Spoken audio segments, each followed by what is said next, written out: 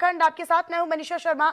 शुरुआत कर लेते हैं बुलेटिन की बड़ी और अहम खबर के साथ। तो ग्रेटर नोएडा से सबसे पहले जानकारी अब तक साझा करें, जहां पर जमीन बेचने वाले गैंग के 7 लोग गिरफ्तार किए गए हैं। फर्जी दस्तावेज तैयार कर जमीन बेचा करते थे, तो जाली आधार कार्ड यानी नकली आधार कार्ड, पैन कार्ड और 7,000 रुपए बरामद किए गए हैं। रजिस्ट्री कराते समय आरोपियों की पोल खुली है। गैंग से जुड़े 2 आरोपी फरार है, तलाश लगातार जारी है। तो रजिस्ट्री कराते समय आरोपियों की पोल खुल गई है और ये बड़ा खुलासा हुआ है। ग्रेटर नोएडा से बड़ी खबर, जहां पर गैंग से जुड़े 2 आरोपी अभी भी फरार हैं, जिनकी तलाश पुलिस के द्वारा की जा रही है। जमीन बेचने वाले गैंग के 7 लोग गिरफ्तार किए गए हैं, जिनके पास से कुछ नकद और जाली आधार कार्ड, पैन कार्ड जैसे दस्तावेज जो हैं वो बरामद किए गए हैं। फर्जी दस्तावेज के आधार पर जो जमीन है उसे बेचने का काम ये गैंग के सदस्य कर रहे थे। बाकायदा पूरी गैंग, जिनमें से 2 लोग अभी फरार बताए जा रहे हैं। रजिस्ट्री कराते समय हालांकि आरोपियों की जो पोल है वो खुली है। ये पुलिस आयुक्त महोदया गौतम बुद्ध नगर और डीसीपी ग्रेटर नोएडा महोदय के निर्देशन में थाना जेवर पुलिस को एक बड़ी सफलता मिली है। एसीपी जेवर साहब और एसएचओ जेवर की टीम ने ये वादी गौतम सिंह पुत्र श्रीराम सिंह, जिन्होंने 26/6 को एक मुकदमा लिखाया था कि दादरी के एक व्यक्ति की ज़मीन जो कि रबूपुरा में कानपुर में गांव में थी, उसको लोग ये बैनामा कराने के लिए लेकर गए थे। लेकिन जिस गवाह को साथ में लेकर गए, उस गवाह ने पहचान किया कि जिस व्यक्ति को बैनामा करने के लिए खड़ा किया गया है वो मूल व्यक्ति नहीं है, मूल व्यक्ति दूसरा कोई व्यक्ति है। इसमें भगदड़ मच गई और इसके आधार पर फिर स्थानीय पुलिस ने इन 7 लोगों को गिरफ्तार किया और गिरफ्तार करके इनके विरुद्ध अभियोग पंजीकृत करके इनको जेल भेजा जा रहा है।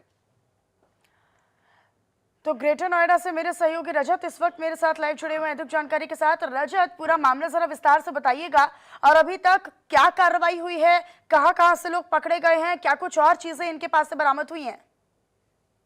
देखिए, बिल्कुल जालसाजों को गिरफ्तार किया है, जो कि जो व्यक्ति होते हैं जिनकी प्रॉपर्टी गांव या शहर में पड़ी रहती है, कोई देख रेख करने वाला नहीं होता है, तो ये गैंग उन प्रॉपर्टी को निशाना बनाया करता था, उनके फर्जी दस्तावेज तैयार किया करता था, उसके बाद होने वाले लोगों को बहलाकर उन जमीनों को बेचा करता था।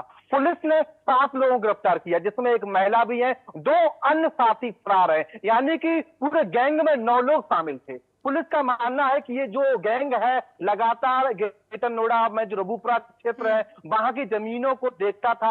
अगर कोई भी व्यक्ति वहां रहता था, उनकी प्रॉपर्टी के फर्जी दस्तावेज तैयार करके बेचा करता था।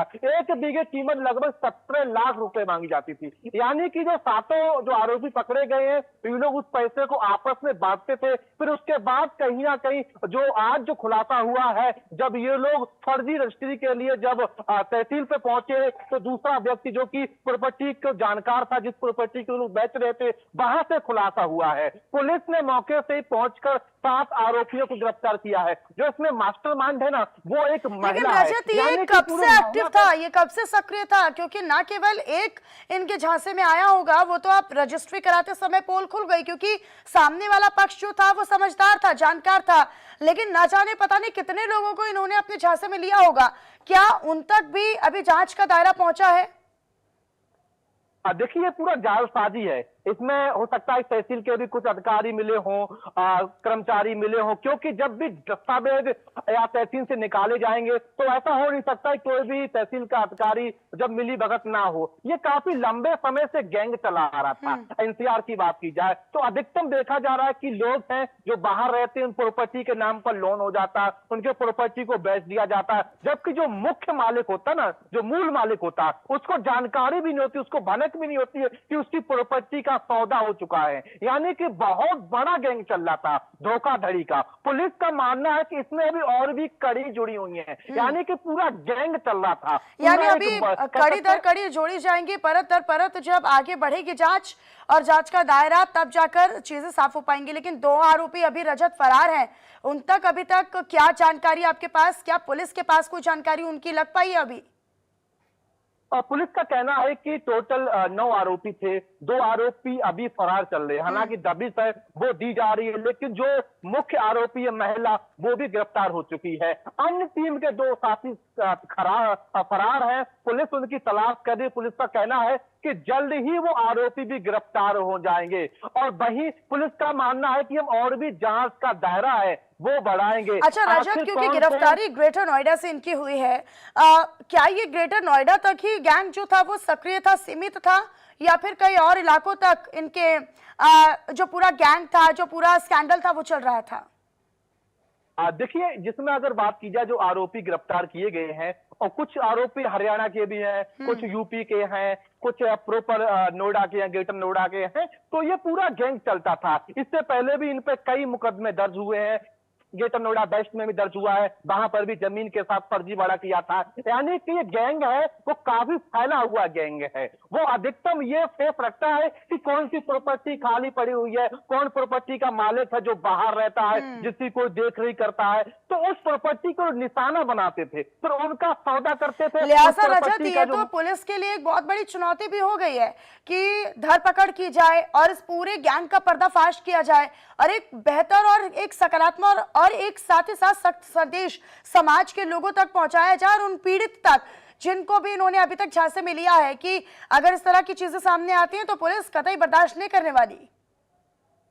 अब देखिए, अक्सर हम देखते हैं कि एनसीआर में लोगों के साथ धोखाधड़ी हो जाता है, तो धोखाधड़ी करते कौन है? यही जालसाज करते हैं। अधिकतर सुनने आ रहा है कि किसी की कोई जमीन को जिसका अधिग्रहण हो चुका, प्राधिकरण ने अपने अंडर ले ली जमीन, उसको बेच देते हैं। तो ये खबर कहीं ना कहीं उन लोगों को है जो गलत काम करते हैं। पुलिस ने एक पहली कार्रवाई कह सकती है कि ग्रेटर नोएडा में की है, एक बड़ी कार्रवाई जिसमें लगभग 7 से 8 लोगों का गिरफ्तार होना। तो कहीं ना कहीं पुलिस के लिए और जो समाज के लिए जो लोग ग्रेटर नोएडा में आते हैं, घर का सपना देखते, घर बनाने का सपना देखते हैं, तो उनके लिए बहुत अच्छी खबर है। उनको जागरूकता मिलेगी कि अगर आप ग्रेटर नोएडा में रहती हैं, जिस कोई भी प्रॉपर्टी लेने से पहले उसकी पूरी जानकारी निकालें। क्या वो प्रॉपर्टी फर्जी तो नहीं है, उसका कोई मालिक और तो नहीं है। तो इस लहजे से देखा जाए तो आज की ये बहुत बड़ी खबर ग्रेटर नोएडा यूपी के लिए, जहां पर जो गैंग होता जो कि फर्जीवाड़ा करके फर्जीवाड़ा से लोगों को फंसाता है, तो ऐसे में इस गैंग से लोगों को बचना चाहिए। और उसके साथ साथ तमाम जो ऐसे गैंग हैं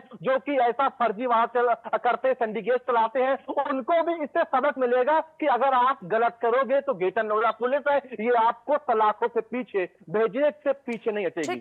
ठीक है रजत, बहुत धन्यवाद आपका तमाम जानकारी को साझा करने के लिए, लेकिन आप अपनी नजर इस महत्वपूर्ण खबर पर बनाकर रखिएगा।